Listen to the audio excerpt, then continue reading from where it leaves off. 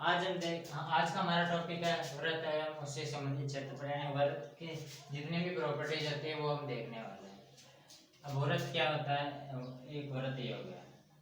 अब इसमें हमारे पास कौन कौन सी चीजें आती है? त्रिज्या।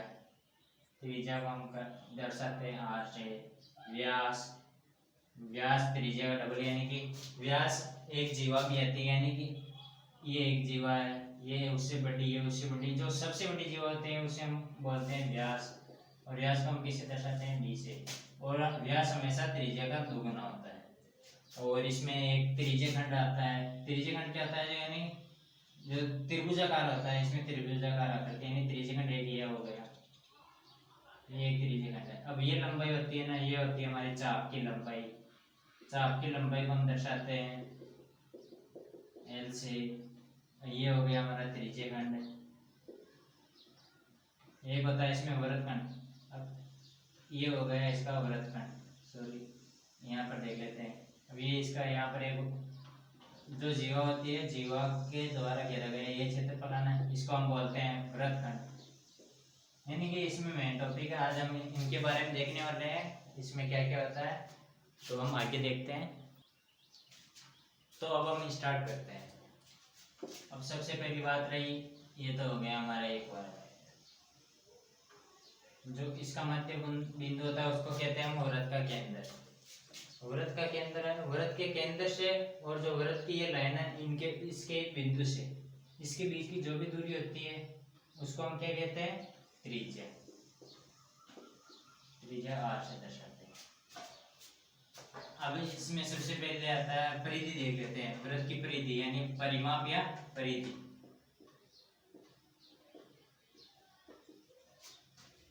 परिमाप या परिधि देख लेते हैं। अब इसमें एक व्यास होता है, व्यास यानी जो सबसे बड़ी जीवा होती है, यानी कि जो केंद्र से होकर के गुजरती है। आर और आर ये कितना हो गया? 2r, यानी व्यास को हम, मैंने पहले बताया था, व्यास को हम डी से दर्शाते हैं, तो डी बराबर क्या हो गया? 2r। अब एक होता है परिधि बटा व्यास, ये एक अनुपात होता है, किसके बराबर होता है? पाई के बराबर।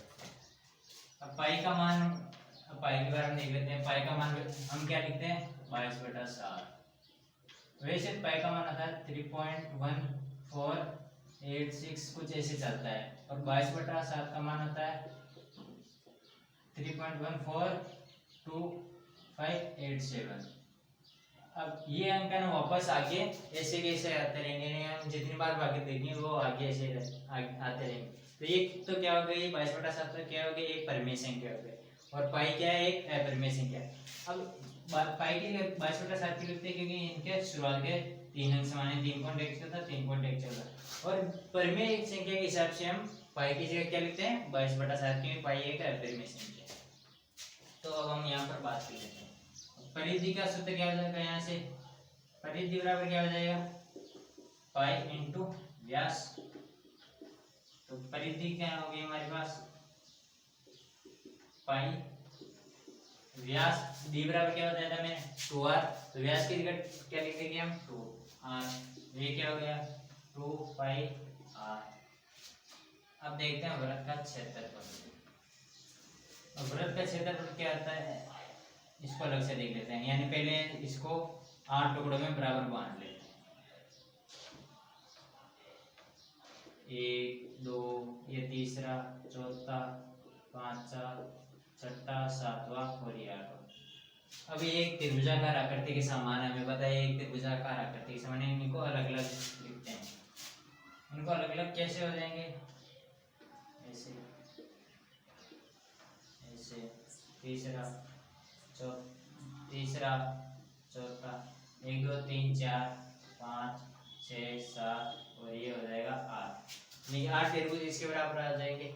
अब ये लगभग हमें पता है, लगभग आयताकार आकृति में होगी। तो आयत का क्षेत्रफल क्या था? लंबाई इंटू चौड़ाई। अब इसकी लंबाई क्या है? ये 1 2 3 4, 1 2 3 4।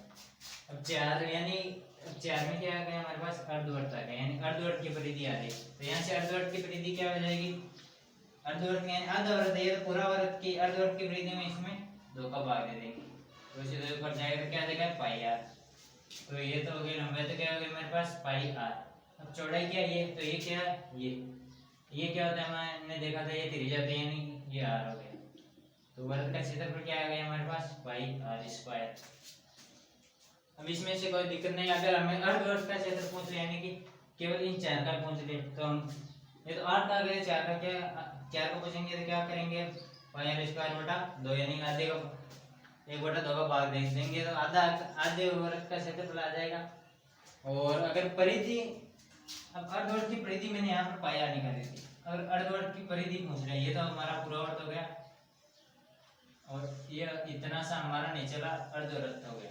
अगर ये यहाँ से यहाँ तक की केवल यहाँ ये तो आई थी हमारे पाई आर। तो अर्धवृत्त की सही तरीके से परिधि क्या होती है, इसमें ये दूरी भी जुड़ेगी ये वाली, ये पूरी दूरी होगी जब तो ये वाली कितनी है हमारे पास पाई आर, ये इसकी त्रिज्या इधर वाली आर, ये भी इसकी त्रिज्या है आर, तो आर आर कितना आ गया, अब ये 2r और जोड़ लीजिएगा तो ये क्या आ गई हमारे पास अर्धवृत्त की परिधि। और अर्धवृत्त का क्षेत्रफल आ गया। अब हम आगे देखते हैं, अब अगर हमें दो वृत्त पूछ ले और उनके बीच का यानी कि सेकेंडरी वृत्त के बीच का क्षेत्रफल, सेकेंडरी क्या होता है जिनका एक ही केंद्र होता है, इसका केंद्र क्या है ये। अब त्रिज्या बढ़ा दी, पहले त्रिज्या इतनी थी अब त्रिज्या इतनी कर दी यानी कि तो 5 थी अब 10 कर दिए तो क्या हो जाएगा ये वाला वृत्त बन जाएगा। अब अगर हमें ये क्षेत्रफल पूछ लेते हैं तो कैसे निकालेंगे हम, इसकी तो त्रिज्या है ये तो मान ली r2 और ये त्रिज्या मान ली r1। तो अब इसका ये क्षेत्रफल कैसे निकालेंगे, मैंने जो अंकित किया है डार्क किया तो कैसे निकालेंगे, बड़े वाले क्षेत्रफल में से छोटा वाला क्षेत्र यानी ये वाला क्षेत्रफल निकाल देंगे तो हमें पता है ये वाला निकल जाएगा। बड़े वाले क्षेत्रफल का सूत्र क्या हो गया पाई r2 स्क्वायर, ये क्या हो गया इसका सॉरी बड़े वाले का पाई r1 है त्रिज्या तो पाई r1 और छोटे वाले क्या है त्रिज्या r2 तो इसका क्या हो गया पाई r2 स्क्वायर। तो ये क्षेत्रफल क्या आ गया हमारे पास पाई कॉमन ले लिया तो ये क्या हो गया r1 square minus r2 square. अब एक हमारे इस टॉपिक में आता है घड़ी के से संबंधित कोई सवाल आता है। तो घड़ी में ना मिनट की सुई है ना, मिनट की सुई 1 मिनट में है ना, 1 मिनट में कितने डिग्री का कोण बनाती है 6 डिग्री का, यानी कि हमारे काम आएगा, यानी ये इसमें बहुत सारे क्वेश्चन आते हैं घड़ी से संबंधित। और घंटे की सुई 1 मिनट में कितने डिग्री का कोण बनाती है आधे डिग्री। और ऐसे भी आते हैं यानी एक कार चल रही है तो उसका पहिया इतनी दूरी तय कर रहा है 1 सेकंड में, तो कार चल रही है तो कार का पहिया बिल्कुल गोल होता है तो वो एक चक्कर लगाने में यानी कार का पहिया 1 चक्कर लगाएगा, ये पहिया अब ये यहाँ से स्टार्ट हो गया यानी चक्कर लगाना तो ये ऐसे घूमता घूमता यहाँ तक आ गया और ये वापस घूमता घूमता ये ऐसे आएगा तो यहाँ पर आएगा तब 1 चक्कर पूरा होगा। तो ये जितनी लंबाई होती है ये भी वृत्त की परिधि यानी उसके परिधि के बराबर होता है। ऐसे कुछ क्वेश्चन आते हैं तो अब हम आगे देख लेते हैं। आगे आता है त्रिज्यखंड का क्षेत्रफल। त्रिज्यखंड क्या होता है मैंने बताया था पहले, यानी कि जो त्रिभुजाकार आकृति के लगभग त्रिभुजाकार आकृति में होता है, ये हो गया त्रिज्यखंड, यानी जो क्षेत्रफल हमारा ये त्रिज्यखंड हो गया। अब इसमें इसको ए बिंदु दे देते हैं, इसको बी बिंदु। अब ये जो ए बी है ना ये होता है चाप, इसमें अब 2 चाप होते हैं, एक तो ये वाला चाप हो गया, एक ये ऊपर वाला चाप हो गया। ऊपर वाले चाप इस वाले चाप को क्या कहेंगे हम लघु चाप, और जो ऊपर वाला हो गया उसको क्या कहेंगे हम दीर्घ चाप। अब हम चाप की लंबाई कैसे ज्ञात करेंगे, अब एक तो हमारे पास वृत्त की परिधि होती है, वृत्त की परिधि में ये कोण कितना होता है पूरा 360 डिग्री का। तो चाप की लंबाई को हम किससे दर्शाते हैं एल से। अब क्या होता है पाई आर 2 पाई आर थीटा बटा 360 होता है ये वैसे चाप की लंबाई। अब हमने वृत्त की परिधि निकाली थी, उसमें कोण कितना था 360, तो 360 बटा 360 ये कितने आ गई थी हमारी परिधि 2 पाई r। अब हमें यहाँ कोण कितना दे दिया थीटा। अब परिधि की अब हमारे पास चाप की लंबाई क्या हो जाएगी, अब हमें थीटा का मान पता नहीं, तो हमारे पास चाप की लंबाई क्या यही हो जाएगी। अब दीर्घ चाप होगा, लघु चाप में तो थीटा का मान 180 से कम आएगा, सॉरी थीटा, और दीर्घ चाप में ना थीटा का मान 180 से ज्यादा आएगा। ये ध्यान रखना केवल थीटा का मान है, हमें ध्यान रखना है। अब हमारे पास आता है त्रिज्यखंड का क्षेत्रफल। अब त्रिज्यखंड का क्षेत्रफल देख लेते हैं हम। त्रिज्यखंड का क्षेत्रफल का सूत्र क्या होता है, त्रिज्यखंड का क्षेत्रफल का सूत्र होता है त्रिज्यखंड का क्षेत्रफल पाई आर स्क्वायर थीटा बटा 360, ये होता है त्रिज्यखंड का क्षेत्रफल। अब हम इसको ऐसे भी लिख सकते हैं 1/2 इंटू एल इंटू आर, यानी कि ये सूत्र और ये सूत्र सेम है। कैसे, अब एल का मान हमारे पास क्या है 2 पाई आर थीटा बटा 360, यहाँ पर 2 पाई आर लिखेंगे, देख लेते हैं आगे 1/2 एल की जगह क्या लिखे 2 पाई आर थीटा बटा 360, 2 पाई आर थीटा बटा 360 इंटू ये आर है, ये 2 से 2 कट जाएगा। अब पाई आर, ये यहाँ पर आर है तो पाई आर स्क्वायर थीटा बटा 360 ये आ गया। अब ऐसे अगर हमें दीर्घ त्रिज्यखंड का क्षेत्रफल पूछ ले तो यहीं पर ये वाली कंडीशन हो जाएगी। लघु त्रिज्यखंड में तो थीटा मान 180 से कम होगा और दीर्घ त्रिज्यखंड में 180 से ज्यादा होगा, यानी हमें कुल मिलाकर के थीटा का मान पता रखना है और कुछ नहीं। अब आगे देख लेते हैं, हमारे पास आ जाता है वृत्तखंड का क्षेत्रफल। पहले क्या देखा था हमने त्रिज्यखंड का, अब देख लेते हैं वृत्तखंड का क्षेत्रफल। वृत्तखंड क्या होता है हमारे पास, ये तो हो गया हमारा वृत्त। वृत्त का खंड जीवा और वृत्त की परिधि के द्वारा बनाया गया खंड क्या होता है वृत्तखंड का क्षेत्रफल। ये यहाँ पर वृत्तखंड। अब इसका ये वृत्त के केंद्र में, अब ये त्रिज्यखंड बन गया हमारे पास। अब ये थीटा हो गया, अब इसमें सबसे पहले त्रिज्यखंड का क्षेत्रफल हम देख लेते हैं, इसको नाम दे देते हैं ए डी बी ओ। अब त्रिज्यखंड ए ओ बी और डी का क्षेत्रफल किसके बराबर होगा, इसका क्षेत्रफल त्रिज्यखंड का त्रिभुज ए ओ बी का क्षेत्रफल प्लस वृत्तखंड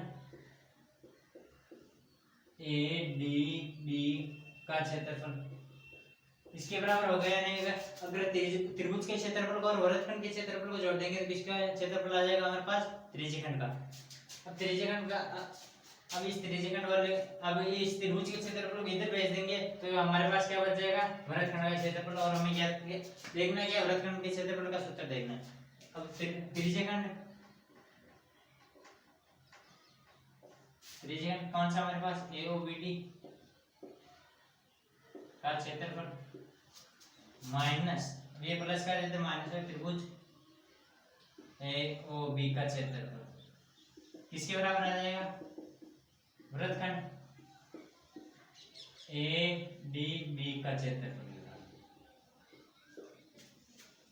अब त्रिज्यखंड का क्षेत्रफल का सूत्र हमने क्या देखा था पाई आर स्क्वायर थीटा बटा 360 माइनस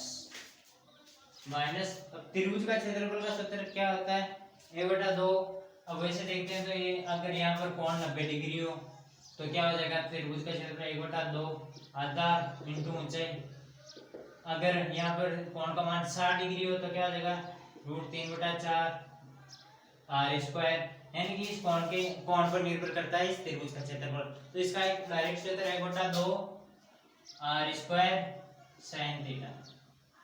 अब ऐसे देख लेते हैं अगर यहाँ पर 90 डिग्री हो समकोण त्रिभुज हो तो यहाँ पर 90 रखेंगे तो क्या आएगा साइन 90 का मान क्या होता है 1 तो ये क्या हो गया आर स्क्वायर बटा 2।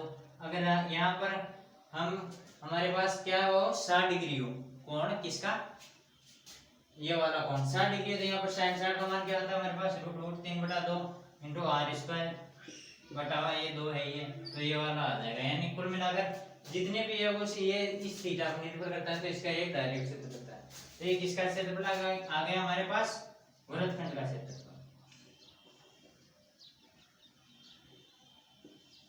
ये वृत्तखंड का क्षेत्रफल है। अब इस टॉपिक में हमारे पास केवल एक तो वृत्तखंड का क्षेत्रफल मेन है, यानी हमें जो ध्यान रखना है एक तो ये वाला क्षेत्र, एक तो ये वाला सूत्र हमारे पास, एक त्रिज्यखंड का क्षेत्रफल क्या बताया था मैंने